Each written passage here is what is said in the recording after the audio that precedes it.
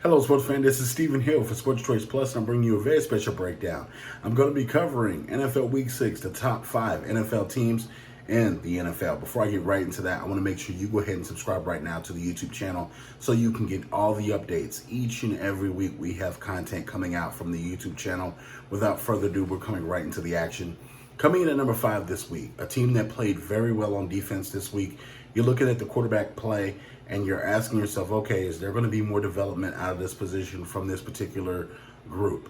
And you're looking at the Baltimore Ravens as being number 5. When you're looking overall at Marlon Humphrey and exactly how this team is starting to punch the ball out for forced fumbles, how they're getting interceptions, how they're coming up with timely turnovers and turning those into points, that's going to be huge. Anytime a defense can do that and give the offense a lot of help, that makes a lot of sense of why this team moved up and why this team is pretty good overall. The Baltimore Ravens defense is not an issue for the team. The offense needs to catch up with the defense at this point because they are overachieving. When you look at them winning the turnover battles, it doesn't matter who they're playing, they're seemingly winning those turnover battles. They're gambling on defense and they're making the right choices, and it's paying big dividends for the Baltimore Ravens. I have them as number 5.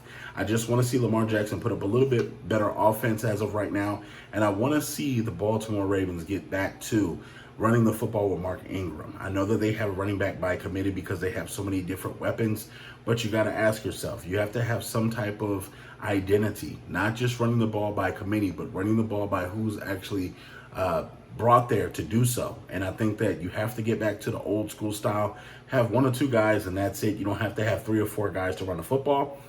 But I think that the Ravens are good at number 5. Coming in at number 4, the Seattle Seahawks. The reason they're at number 4 this week is because they don't put away teams how they should put away teams. I'm expecting Seattle, with them having Russell Wilson as a quarterback, to do a lot more. When you see what he's able to do, he's a wizard on the field. DK Metcalf, and you're looking at Lockett, you're looking at so many different things for this team that are going well. You want to see the defense improve. I know that they don't have Jamal Adams at full strength right now, but if you're Bobby Wagner, if you're some of these guys on this defense, you have to have some pride. Step up, make plays, stop the football, stop the bleeding sometimes so Russell Wilson doesn't have to score every single play. And you're looking at the series that they're taking off on defense, and it's hurting the Seattle team when they have to basically fire a comeback every single game. And they wait till the last minute to come back, and it's almost like Russell Wilson here to save the day.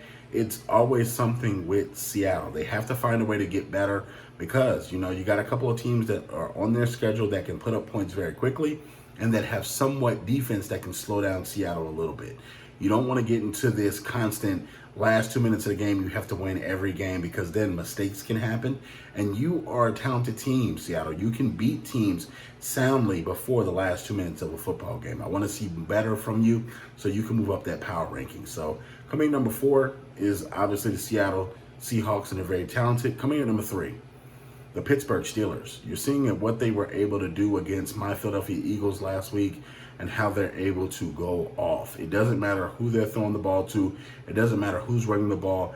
They're playing well, firing on all cylinders. Big Ben is getting the ball to his receivers in space, letting them make plays, letting them get down the field for 15, 20 yards a pop. And you're asking yourself, can this defense get even better? You have Dupree on one side. You got Watt on the other side. You're looking at what the corners are doing when they're healthy and they're getting to the ball and they're helping create turnovers. This is kind of the things that we're looking for, and they're building a team in Pittsburgh. Not only a team that just can win in the regular season, but they're going to challenge for a playoff spot and try to win a Super Bowl this year. So, Big Ben, hats off to you. You're doing a great job this year, and your receivers are doing a great job as well. So when I'm looking at that, that's why they're in at number 3, because of what they're doing and the job that they're getting done each and every week. Coming in number 2, after a very impressive game this week on basically Tuesday Night Football, you're looking at the Tennessee Titans, what they were able to do. That stiff arm from Derrick Henry to Josh Norman was something special. And you're looking exactly, where is this team right now? This team is firing on all cylinders. They have a trap game against the Houston Texans coming up in this week that I'm not too confident about them for. But besides that, this team is firing on all cylinders. You look at Tannehill being a field general. You look at Derrick Henry being the monster that he is, running the football consistently.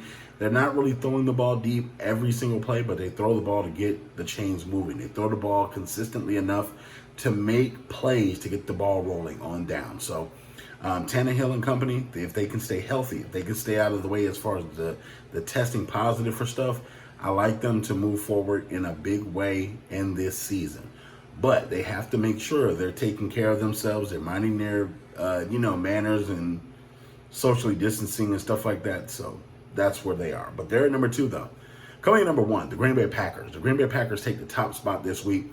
Aaron Rodgers is on a roll. He takes his, team to Tampa this week, and they're having to face one of the most talented teams in the NFC South. And you're looking at Tampa and what they bring to the table. You have Tom Brady on the other side, licking his chops, wanting to go toe-to-toe with Aaron Rodgers. It's going to be a lot of offense this week. It's going to be a lot of passing. And you got to think, the Tampa Bay Buccaneers defense have something to say to Aaron Rodgers and the Green Bay Packers when they get to town, and it's going to be epic. I'm thinking it's going to be a high-scoring affair, and I think that it's going to be a pretty good game as well. So for the Packers, I think that not only are we looking for them to grow, but we're looking for them to have a better defense, and seeing what their defense, if they can take the next step to get a little bit more better, to make sure they're completely shutting teams out so Aaron Rodgers can have the full spectrum of the field to play with. So I'm looking at the Green Bay as being a potential title contender, and I think that they're doing well this season. So, and knock on wood, hopefully Aaron Rodgers can stay healthy, and we'll see him perform all year long. Did you not see your team in the top 5 this week? Are you a fan of a team that didn't make it? Leave your comments in the comment section below and tell me where you think your team should have been. Do you think some of these teams are too high on my list? Do you think some of these teams are too low? Definitely check out the comment section in each video and tell me what you guys are thinking. And as always, thank you so very much for subscribing, and thank you for supporting.